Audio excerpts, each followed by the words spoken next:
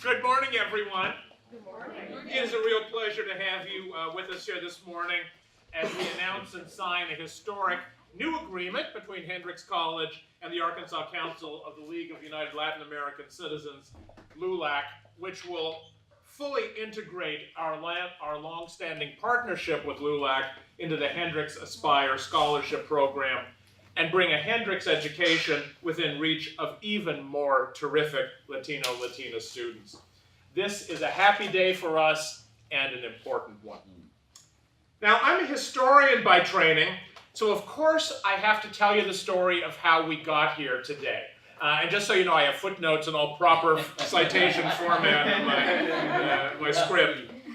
The start of this terrific relationship between Hendrix and LULAC goes back to June of 2014, the month that I arrived on campus when I received a cold call. And I was a rookie back then, so I actually looked at my email when I first became president.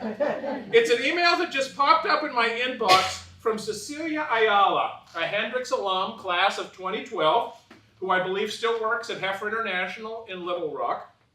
She wrote me, and I quote because it's worth reading, "Thanks to a full-ride scholarship I received through my Methodist high school in El Paso, Texas, I was able to attend Hendrix. It is important to note that if it weren't for the support that I received from Hendrix College and the United Methodist Church, I would not have been able to receive a college education. I am currently a member of LULAC because I believe in organizing to make a difference. This nation is made up of immigrants, and it is up to us to help the advancement of our own people.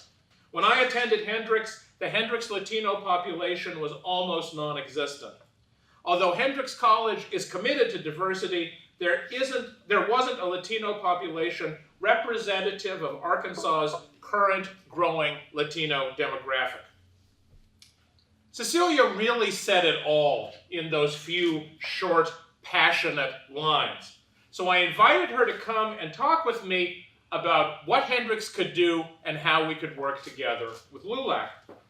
So when Cecilia arrived in my office a few weeks later, she brought this gentleman with her, who I have subsequently come to know very well, work with very closely, and admire tremendously for his sincerity, his incredible energy, and not least his great skills of persuasion. Dr. Terry Trevino-Richard is, for those few of you in the room who do not know him, a true force of nature and one of the treasures, I believe, of the state of Arkansas. It was pretty apparent to both of us, I think, from that very first meeting, that he and I are kindred spirits, and that we share a passion for diversity and impatience with the pace of change in our society, and that we are both, of course, such shy, retiring, quiet personalities. Speaking personally and institutionally, working with Terry has been a joy and an inspiration, and to be perfectly honest, something of a challenge as well, especially for our staffs and our organizations and our budgets, because we both want to do so much. We want it done yesterday, and we always have another big crazy idea right around the corner. In any case, that conversation in my office with Cecilia and Terry led to a formal partnership with LULAC, and we signed the MOU over in Murphy House in February 2015 that established new scholarships with support from both LULAC and the college to bring promising Latino-Latina students from Arkansas here to campus. That partnership has been a tremendous success, helping 5 amazing young people, including Amy, who you'll hear from in a moment, attend Hendrix, folks who otherwise would not have been able to make it here financially. And I cannot thank Terry and everyone at LULAC enough for all the time they have spent recruiting remarkable students and supporting them personally and financially as they've come to Hendrix and grown and succeeded. Over the past year or so, though, it became clear, both to Terry and the folks at LULAC, and to me and all of us at Hendrix, that the time was right to do more and go further. As is the case with good, natural, thriving partnerships, success begets success, trust builds upon trust, relationships cement shared missions and shared passions, and a mutually beneficial Partnership 1.0 can blossom into an even better Partnership 2.0. And moreover, the time is right to do more, because so much has changed since that first email in June of 2014 and that first handshake and MOU a few months later. A great deal, of course, has changed at Hendrix, and I think changed for the better. The Hendrix Aspire Scholarships, which provide the full cost of attendance for Pell-eligible students from partner schools and organizations, began in spring of 2015 with KIPP Delta Public Schools, and it soon came to include the Arkansas Commitment, Catholic High, Little Rock Central, Episcopal Collegiate, Mount St. Mary, and Pulaski Academy. Over the past 4 years, we have welcomed almost 50 students to Hendrix through Aspire, and so far they have achieved an amazing 96% retention rate and a 2.93 GPA. In early 2016, Dr. Dion Jackson was named Hendrix's first Vice President for Diversity and Inclusion and became the first Chief Diversity Officer among the Associated Colleges of the South to report directly to the President. Soon thereafter, the Hendrix Board of Trustees created a standing committee on diversity and inclusion, again leading the way in this region, and still even now setting a bar of commitment at the very top level that few other institutions nationally have embraced. Dion, working with the board, faculty, staff, and students, and I have many people to thank in this room, has accomplished more here on campus than I can even begin to list. But one very important new initiative is First Gen at Hendrix, which helps first-generation college students feel a full sense of belonging in our community and be well prepared for success through a variety of programs, perhaps most importantly, through mentoring relationships with Hendrix faculty and staff who were themselves first-generation college students. And the numbers show we are making substantial progress. The entering class in the fall of 2017 was the most diverse in college history, with 30% students of color, and the entering class this August was the second most diverse, with 26%. There is still a great deal to do, needless to say, but there's been a lot of promising change here at Hendrix over the past 5 years. Of course, things have been changing in the world beyond Hendrix as well. And over the past couple of years in particular, much of that change has been disturbing and ominous and downright scary rather than promising. As we all know only too well, we live in a time of extreme polarization, when thoughtless hatred has been normalized, when fear and frustration have overwhelmed consensus and deliberation. No matter how unplugged one aspires to become, and believe me, I try, it is impossible to ignore this political and cultural moment when the values so many of us took to be the bedrock of civil society, civic engagement, the rule of law, the core of our democratic ideals, the promise of the American dream, and the very definition of decency, humanity, empathy, and faith have come to be questioned, disparaged, disregarded, and subverted by individuals and organizations throughout our society, from the pinnacles of power in Washington, D.C., to the pickup trucks flying Confederate flags on Washington Avenue in Conway. We all run the risk at this coarsened time of being desensitized to international travel bans and fear-mongering about caravans, desensitized to the demonization of refugees and asylum seekers and entire religions, whole nations, and complete continents, desensitized to a violent fringe that approaches a perceived other with pipe bombs and assault rifles rather than an open mind and a warm embrace, desensitized to a new public discourse in which words like immigrant and dreamer become slurs rather than cherished testaments to the power of American ideals. It's an age, in short, where it's hard not to feel helpless and hopeless, defenseless before sweeping forces and raw emotions we cannot control, paralyzed in a world seemingly intent on an ongoing descent from bad to worse. But, and of course there has to be a but we absolutely cannot lose faith in what we believe as institutions and as individuals at a historic juncture that seems so divisive and dark. This is a time of urgency to act on what we believe, to make real the values that we hold, and to invest our energy and our hopes in something that I trust all of us in this room and on this campus truly, deeply have a shared faith in, which is the power of education to transform, to enlighten and uplift, to address and solve the thorniest of problems, to change minds and lives and societies and nations and destinies. And that's why this is such an important day and why it's such a happy day for Hendrix and for LULAC and for Arkansas and for our nation, and above all, for that idealistic, audacious vision we all share of a brighter tomorrow through education. Fully integrating LULAC into the Hendrix Aspire Scholarships Program will bring the empowering education we offer here within reach of more really remarkable young people. And those new students will bring with them a wealth of experiences and perspectives, passions and aspirations, smarts and tenacity that will enrich our community, challenge us in meaningful, fruitful ways, and inspire us to do even greater, better, bigger things.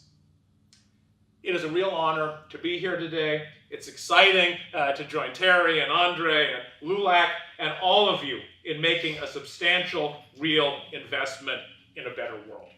Thank you. Terry, the podium is yours.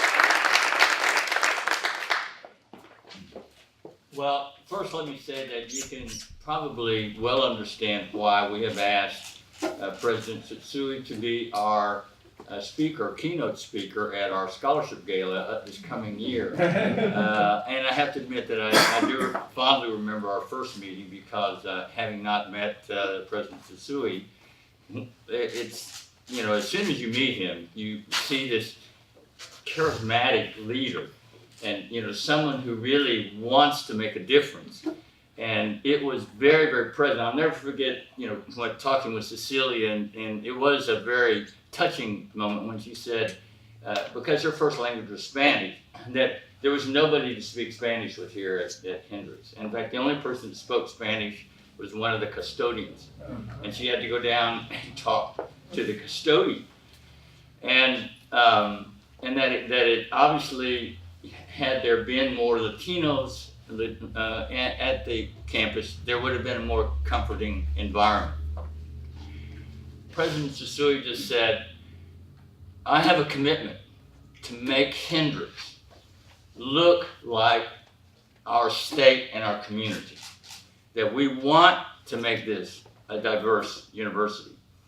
And what this really indicates is for anything to happen, and you can see how this has evolved in terms of memorandum of understanding within 2 months of our first meeting, to really help recruit and retain Latino students, the largest growing percentage of persons in the state of Arkansas. 10% of all births in the state of Arkansas now, according to vital statistics, are to Latinos, and it's growing. So this is like paving the way for the future. But it's not just our state. 40% in 2035, 40% of all of the individuals who are workers in between the ages of 18 and 35 will be the children of immigrants. And so on this microscopic level where we're looking at Hendrix College, you also have to look at what is happening within the United States itself. And we have a decision to make. And it is, at the present time, there are a lot of negative things happening. But there's no doubt that the wave and the demographic shifts occurring in our society are not going to stop. So we have decisions to make. We have a decision where we can make a choice to cut education, to basically alienate individuals in our society who don't have the social capital to actually take advantage of private schools or, going to universities because their parents have money. And this, in many cases, these are the children of immigrants that don't have the social capital and need that extra little push. So we have, what we're looking at is, if you're talking about 40%, we're looking at basically the future of our country, okay? And that we need to either invest in ensuring that they are recruited, assisted, pushed, and they become the leaders of our particular society, that they become what they see as Americans and living the American dream. But it requires an investment. And what we really see is, and what has been important, is it requires leadership. And what Hendrix College has, they have an enormous leader, someone that I think can move mountains. Hopefully that the speech that he just gave, we would like to print that in the Spanish media, and I think it should be a part of the editorial display of almost any of the newspapers that we have, to really challenge individuals to look at what is going on in our society, the potential, the fact that we have the opportunity to make a better future, to really offer opportunities to succeed in this society, as opposed to demonizing groups, of polarizing and making individuals resistant to the idea of investing in the children of our future. And there's no doubt that those individuals who come from minority groups, particularly African American and Latinos, simply have been disadvantaged in many ways and do not have the resources within their family and stuff to help them succeed.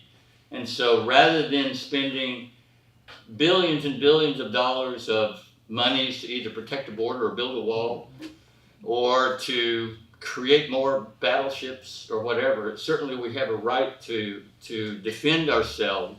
But rather than, giving tax breaks to corporations so they can make more money, then what we really need is a similar move by us, the citizens, to say, no, we want to put more money into our future, which is educating our students.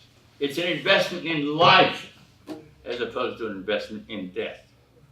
Anyway, thank you very much, and this has been great and a wonderful time.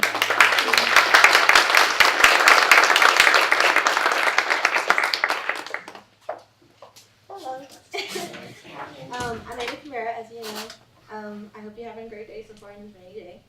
I am an Aspire Scholar as well as a LULAC Scholar. I am also a part of First Gen, which is also a program that they're having here.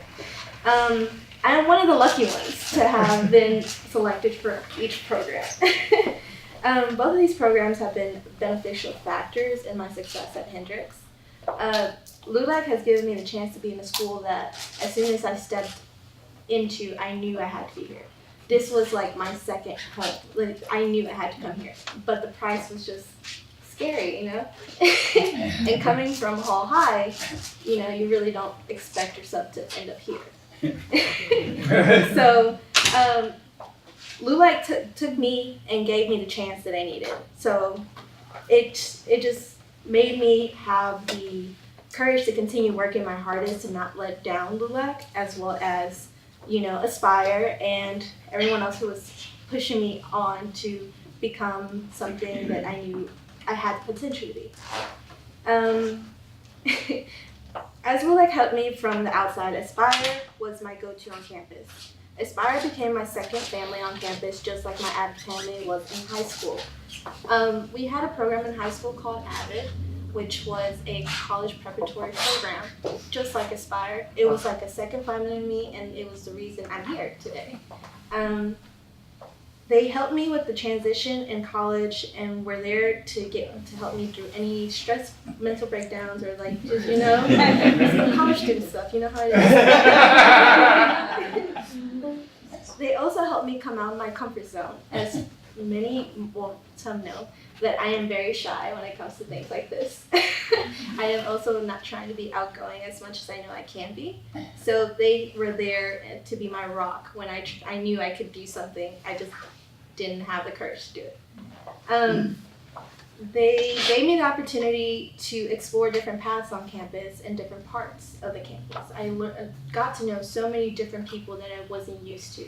So many people that are so different yet so similar to me that it just made me fall in love more with this campus. Aspire, I'm also grateful to the people who made up both programs. Dr. Richard from LULAC, who I communicated constantly about everything, as well as Sandra Carmona, who was also part of LULAC, who I communicated for volunteer opportunities, as well as things that goes on with LULAC. Also, I like to thank Dr. Jackson and Miss Jackson, which is Jackson Squared, as well as other people that make up Aspire for being there with me through the whole change, as I am a first-gen student, and I'm the first to do anything, so it's like, scary, To the people at Aspire, they helped me through my multiple changes, my many stress breakdowns, like I said, and things that would happen in class, especially. I enjoyed the multiple talks that I've had with Dr. Jackson, Mr. Conway, or Miss Jackson. I've learned so much from those talks and monthly meetings that I had with Aspire. I've learned to manage my time and even to step out of my own comfort zone. Thanks to both of these programs, I've been able to build toward a career I once believed was unattainable. They are my support system that any college student would be lucky to have, and what can I say? I'm one of the lucky ones.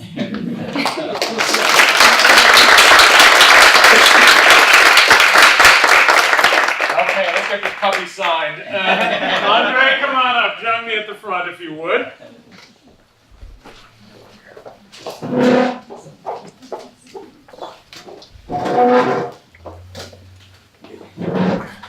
Please. We got our fancy pens today. Office Depot. No, we're These are going. very nice. We're going all out on this one. Yeah, you should have a copy on there as well. Sign away. Let's do it. I will try not to remember the time we signed one of these agreements in Little Rock and then we all lost the agreements immediately. And Rob O'Connor still works here. I mean, Fortunate one. wonderful, thank you so much.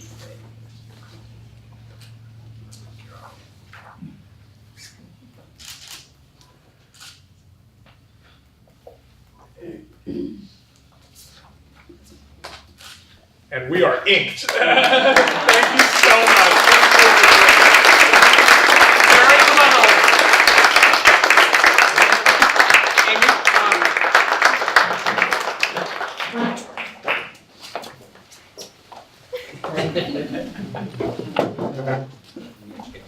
Okay. I'm honored to be next to Amy, so that's great. All right. 1, 2, 3. Okay. Thank you all so much. Very